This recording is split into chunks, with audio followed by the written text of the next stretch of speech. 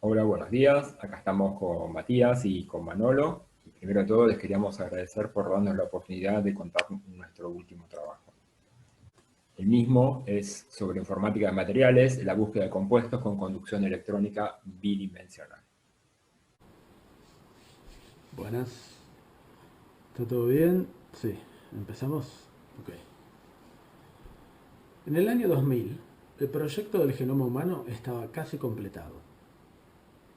Al mismo tiempo, en esa época, un grupo de científicos, principalmente del área de ciencias de materiales, comenzaron a preguntarse qué podían aprender de los genetistas. ¿Se podría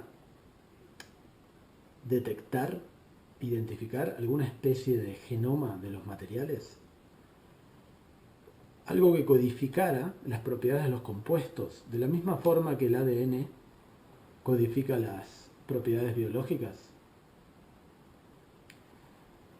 Si es así, pensaron ellos, el código tiene que estar en los átomos, en los electrones que hacen el material. Tiene que estar en la estructura electrónica y la estructura cristalina. Con estas ideas en mente, en el 2003 salió un trabajo fundacional en el cual se muestra cómo generando una base de datos de cálculos cuánticos, esto podría ayudar a predecir la estructura de cristalina de nuevas aleaciones metálicas. La forma tradicional de atacar este problema desde el punto de vista del cálculo sería haciendo muchísimos cálculos, mucho ensayo y error, hasta encontrar el estado fundamental del sistema. O sea, la estructura cristalina y electrónica que minimice la energía del sistema y en donde todas las fuerzas del sistema se anulen, o sea, la sumatoria sea cero. Pero en este paper, en este trabajo, encuentran un atajo. Calculan las energías de estructuras cristalinas comunes para un número chico de aleaciones binarias, o sea, mezcla de dos metales. Y luego, usando un algoritmo de Machine Learning, encuentran patrones en los datos y proponen el estado fundamental más probable para una nueva aleación. O sea, el algoritmo funcionó muy bien y disminuyó drásticamente el tiempo de cálculo. Es interesante ver que el algoritmo de Machine Learning que usaron, Principal Component Analysis, o PCA, tiene casi 100 años de antigüedad. Los biólogos lo usan mucho cuando tienen muestras que describen con muchas características. Ahora, el punto principal de este trabajo es que sentó la necesidad de tener repositorios de acceso público a propiedades de materiales. Quedó clarísimo que pueden usarse para descubrir nuevos materiales o encontrar patrones entre los mismos usando técnicas adecuadas para estudiar espacios multidimensionales. De este trabajo salieron las dos primeras bases de cálculos de estructura electrónica, AFlow y Material Project. Como para tener una idea, AFlow tiene ahora 3 millones de compuestos catalogados, muchos hipotéticos, otros posibles y otros ya fueron sintetizados. Ahora, en los años siguientes surgieron varias de estos tipos de repositorios en Estados Unidos y en Europa. Por ahora, la mayoría son de acceso libre. Ahora, lo interesante es que estos desarrollos, estas ideas, proponen de alguna forma un cambio de paradigma, ¿no? O sea, en vez de hacer los cálculos de estructura electrónica para proponer nuevos materiales en forma artesanal, proponen hacerlo en forma masiva y usar toda esa información acumulada para proponer nuevas estructuras cristalinas o encontrar relaciones ocultas entre los materiales usando principalmente métodos de Machine Learning. Y veníamos charlando con Rubén Huet y con Manolo Núñez Regueiro sobre la posibilidad de aplicarlas en materiales, en la búsqueda de materiales bidimensionales, o sea, materiales que tuvieran propiedades electrónicas bidimensionales. Uy.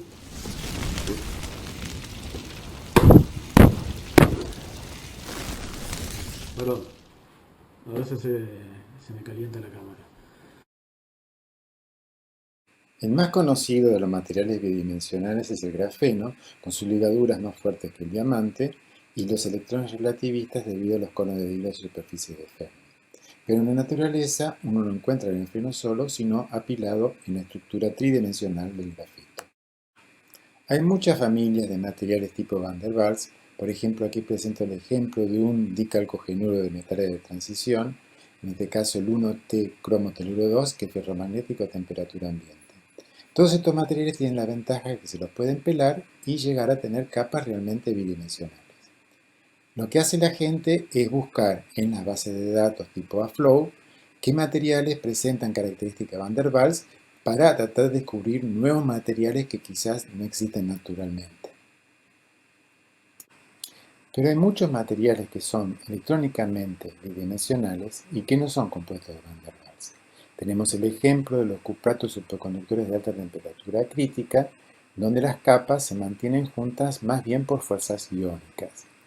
En las bases de datos hay muchos materiales que podrían ser electrónicamente 2D. ¿Qué es lo que tenemos que buscar? ¿Qué es lo que tenemos que definir para poder encontrar y separar los compuestos que son electrónicamente 2D en envases tipo AFLOW? Tratemos entonces de definir qué caracteriza a un compuesto electrónicamente 2D. Tomamos el caso del polonio, un material cúbico, que tiene todas las distancias idénticas en todas las direcciones, y entonces representamos las bandas en el nivel de Fermi, que son las que van a caracterizar las propiedades electrónicas del material. Las otras bandas, entre otras cosas, van a definir los fonones que van a ser siempre 3D.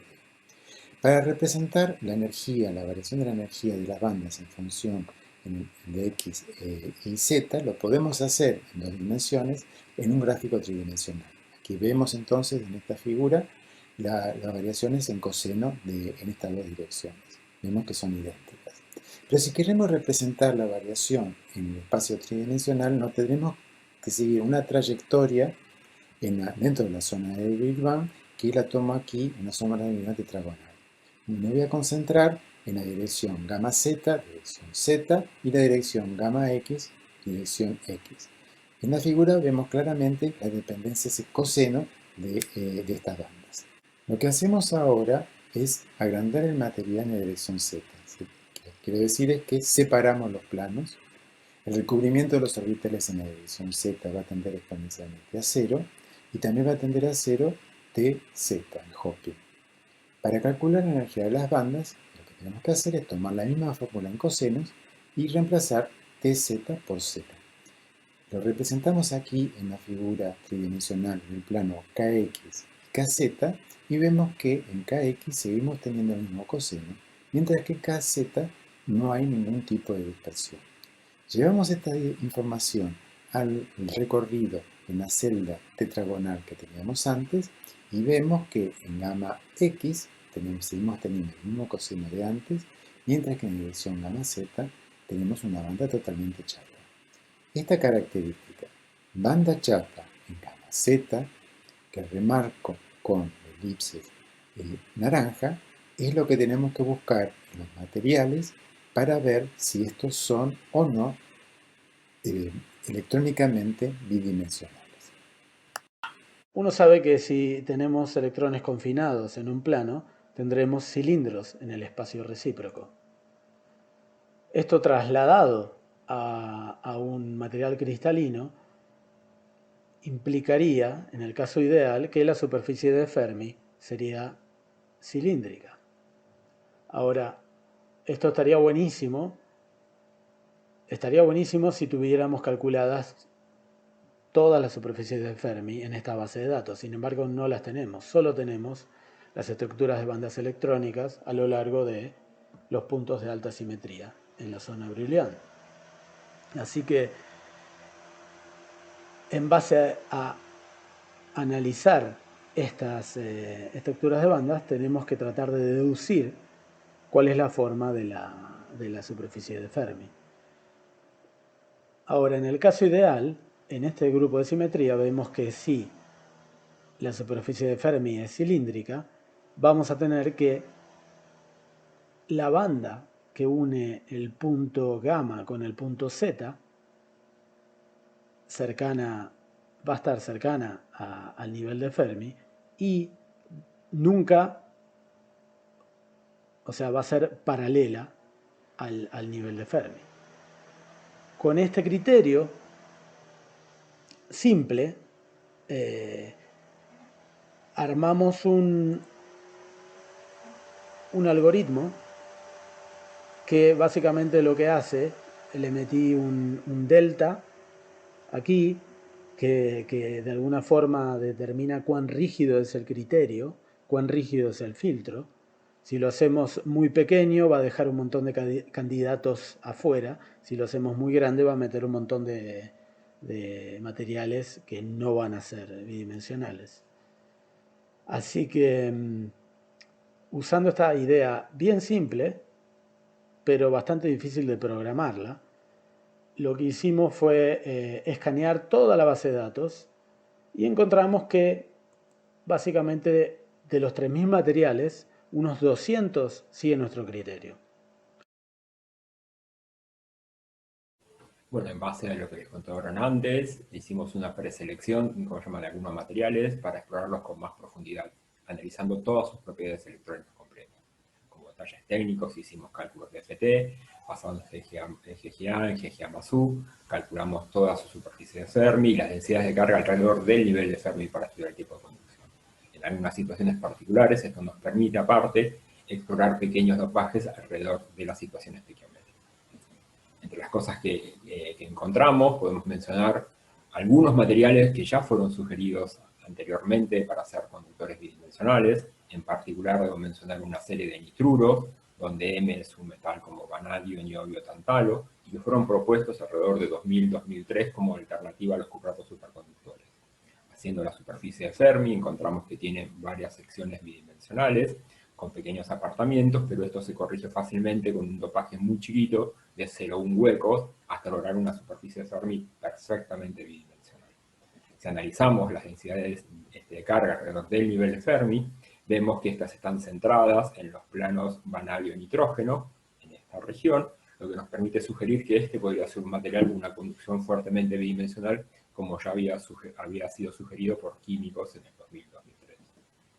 También encontramos nuevos candidatos, algunos muy poco explorados, como varios ioduros de lantano o llamas de neodimio, aunque en este caso era de esperar porque la estructura es fuertemente laminar. Sin embargo, nuestro método efectivamente comprueba que sus superficies de Fermi son del tipo bidimensional. También encontramos, y acá es la parte más interesante, algunas sorpresas, como los intermetálicos de escandio y cobre o de escandio y plata, donde se esperaba una conducción normal 3D de tipo metálica. Sin embargo, nuestras bandas dieron esto que ven aquí, que como les mencionó Matías, presentan una banda chata en gamma Z en esta región. Si hacemos el análisis de la superficie de Fermi, lo que encontramos es que las superficies de Fermi estequiométricas nos dan parecidas a las del cobre, que tiene partes tridimensionales. Sin embargo, a medida que vamos dopándolo con electrones, vamos subiendo el nivel de Fermi de forma virtual, la parte tridimensional se va achicando, hasta que llegamos a un nivel en donde esto es perfectamente bidimensional. Es totalmente sin ninguna, o casi sin ninguna dispersión en Z. Haciendo las densidades de carga, podemos ver que justamente la conducción es solamente en los planos de escandio, de vuelta logrando una conducción bidimensional. El siguiente paso es desarrollar mapas de materiales con técnicas de Machine Learning. El objetivo es ubicar dentro de estos mapas los 200 candidatos que encontramos en forma algorítmica y analizar sus vecindades.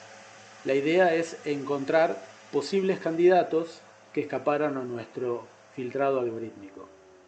También queremos hacer otros algoritmos para diferentes grupos de simetría y finalmente hacer experimentos con los candidatos más interesantes. Muchísimas gracias por escuchar y por favor, cualquier pregunta que tengan, acá estoy.